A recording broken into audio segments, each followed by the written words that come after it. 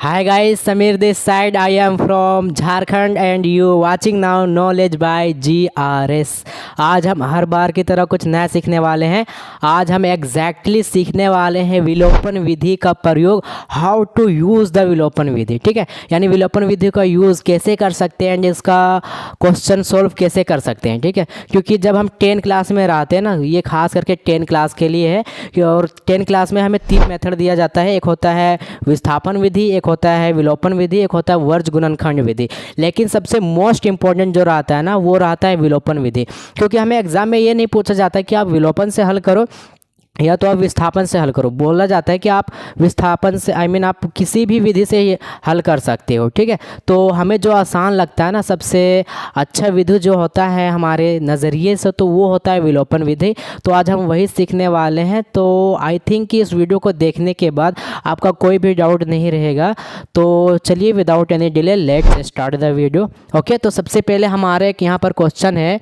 पहला क्वेश्चन है 2x + 5y = 10 एवं 3x + 10y = 20 को हल करें। यानी इस क्वेश्चन को हल करें, इतना और इतना को हल करें, कितना आएगा। यहाँ पर बोल रहा है कि आप x और y का मान को फाइंड करें। क्वेश्चन का बोलने का मतलब क्या है कि हमारे पास दो समीकरण है। एक समीकरण ये है, एक समीकरण ये है। ये समीकरण फर्स्ट है, ये समीकरण सेकेंड है। ठीक है, तो इसमें बोल रहा है कि आप x और y का मान ज्ञात करें। तो देखिए हम लोग कैसे इसका मान ज्ञात करेंगे। ठीक है, तो सबसे पहले हम लोग यहाँ पर इसको सॉल्व करते हैं। ये रेड वाला ब्लैक वाला नहीं, हम लोग करते हैं इससे। तो यहाँ पर सबसे पहले हमारा आ जाता है 2x + 5y = 10। ये मान लेता हूँ कि मैं समीकरण हमारा एक है। ठीक है, अब ये क्या हो जाएगा 3x + 10y = 20।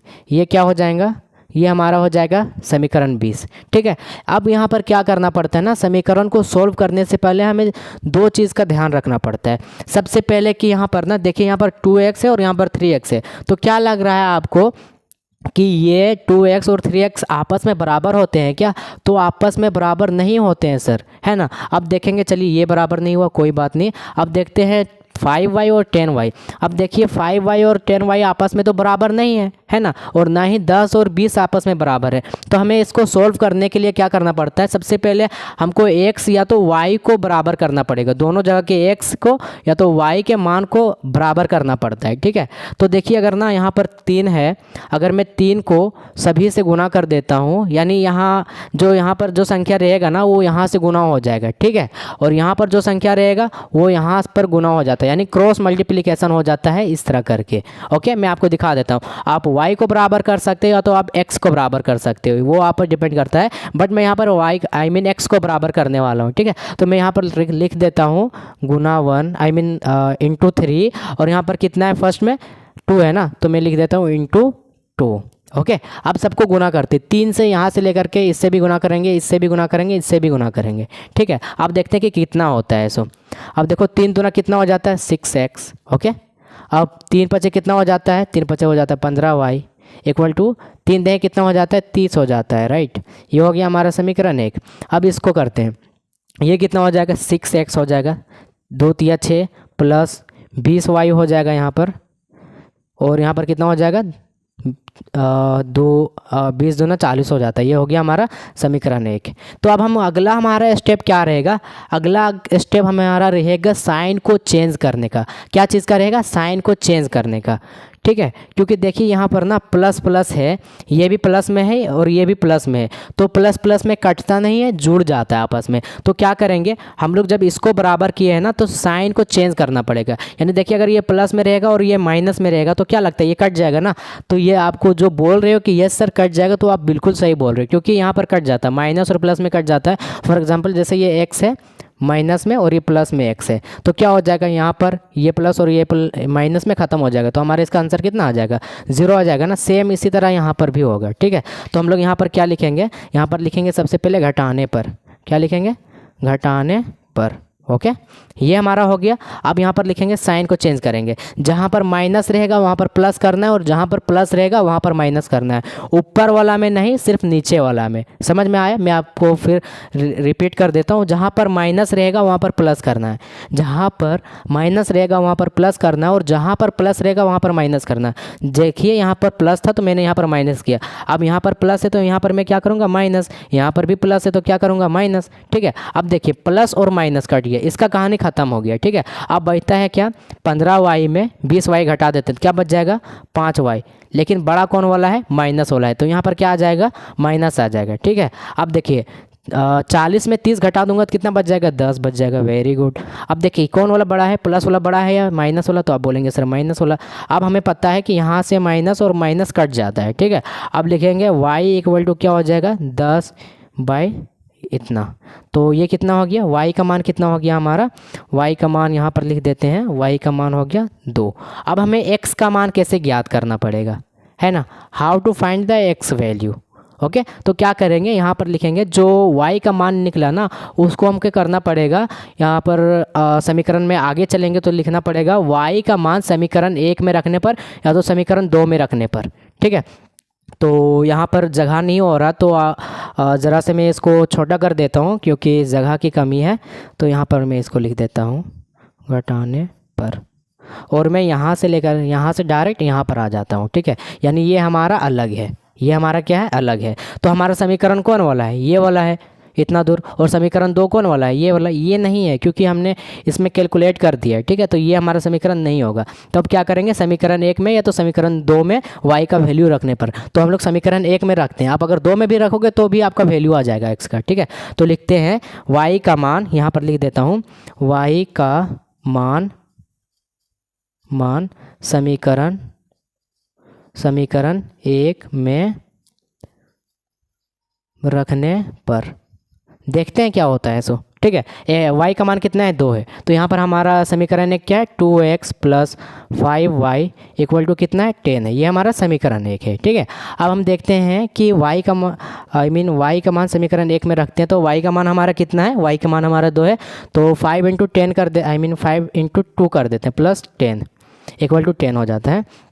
तो यहाँ पर हो जाएगा 2x प्लस 10 बराबर 10। ठीक है, तो हम यहाँ पर लिखते हैं 2x इक्वल टू, यहाँ पर लिखते हैं 10 माइनस, ये इधर प्लस में था, बराबर को उधर जाएगा तो क्या चीज़ में हो जाएगा, माइनस में। अब यहाँ पर लिखते हैं 2x इक्वल टू क्या हो जाता है, 10 में 10 जाएगा, 0 बचेगा। अब x का वैल्यू क्या हो जाएगा, ये इधर गुना में उधर जाएगा तो क्या हो जाएगा, भागा में। तो 0/2, इसका मतलब क्या हुआ, यहाँ पर 2, इसका 2 नहीं 0, क्योंकि कोई भी संख्या को 0 से भागा करते हैं तो वो संख्या 0 ही हो जाता है। ठीक है, अब देखिए यहाँ पर ना हमारा मान आ गया, y का मान आ गया 2 और x का मान आ गया 0। ठीक है, ये आप मैंने जो समीकरण 1 भी किया है ना, तो आप समीकरण 2 का भी यूज़ कर सकते हो उसमें। ठीक है, उस पर भी x का मान 0 ही आता। ओके, तो आई थिंक आपको समझ में आ गया होगा, तो आप इसका स्क्रीनशॉट ले लो। तो आपने स्क्रीनशॉट ले लिया, चलिए हम चलते हैं दूसरे क्वेश्चन पर। हमारा दूसरा क्वेश्चन ये है, a plus 10d equal to 38 एवं a plus 15d equal to 73 को हल करें। यानी इसको हल करना है, तो सेम जिस तरह हम पहला क्वेश्चन में करे थे ना उसी तरह इसको हल करना है। ठीक है, तो देखते हैं सबसे पहले हम लोग क्या करते हैं। सबसे पहले ये हमारा समीकरण 1 मान लेते हैं, इसको समीकरण 2 मान लेते हैं। ठीक है, यहाँ पर देखेंगे a plus 10d equal to 38, ये हो गया हमारा समीकरण 1। तो ये क्या हो जाएगा हमारा, इसके नीचे वाला a plus 15d equal to कितना हो जाता है, 73। ये हो गया हमारा समीकरण 1। यहाँ पर लिख भी सकते हो आप समीकरण 1 और ये है समीकरण 2, ये समीकरण 1। या तो नहीं लिखोगे तो ज़्यादा बेटर रहेगा यार, मत लिखो। तो अब देखिए इसको हल करते हैं। ठीक है, क्या करेंगे, सबसे पहले इसको लिखेंगे समीकरण 1 एवं समीकरण 2 से। यहाँ पर लिख भी सकते हो आप समीकरण 1 एवं समीकरण 2 को, समीकरण 1 एवं समीकरण 2 को। ठीक है, अब क्या करेंगे, देखिए a plus 10d equal to 38, यहाँ पर उतार लेता हूँ ये, और a plus 15d equal to 73। अब हमने क्या सीखा था कि अगर यहाँ वाला और यहाँ वाला आपस में बराबर नहीं रहे तो बराबर करना पड़ता है। अगर इसको बराबर नहीं करते हैं तो इसको बराबर करना पड़ेगा, लेकिन दोनों में से किसी एक को बराबर करना पड़ेगा, ठीक है। लेकिन हमारे पास यहाँ पर एक अच्छी बात ये है कि ए और ए आपस में बराबर है, क्योंकि यहाँ भी एक है और यहाँ भी एक है ना। तो ए आपस में कट जाएगा, बस हमें उसको साइन को चेंज करना पड़ता है, राइट। यहाँ पर कोई हमें यहाँ पर 5 से गुना नहीं करना पड़ेगा, 6 से गुना नहीं करना पड़ेगा, ठीक है। तो यहाँ पर लिखते हैं घटाने पर, क्या लिखेंगे, घटाने पर, ओके।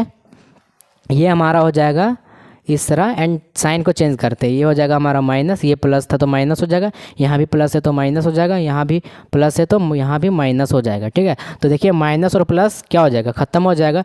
तो 10 में 15 में 10 जाएगा, कितना बचेगा, 5 बचेगा।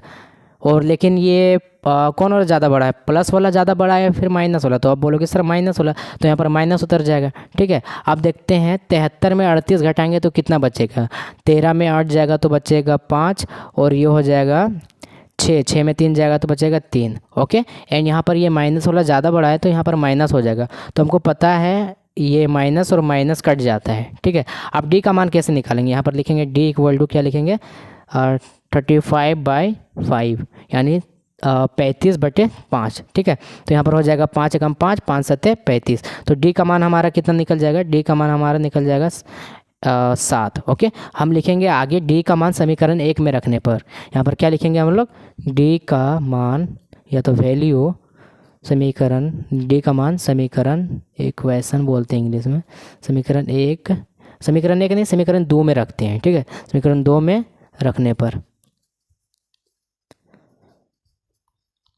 क्योंकि मैंने पहले ही बता दिया था कि समीकरण 1 में रखो या समीकरण 2 में रखो, कोई भी फ़र्क पड़ता नहीं है। तो उस क्वेश्चन में हमने रखा था समीकरण 1 में, इसमें रखते हैं समीकरण 2 में, ठीक है।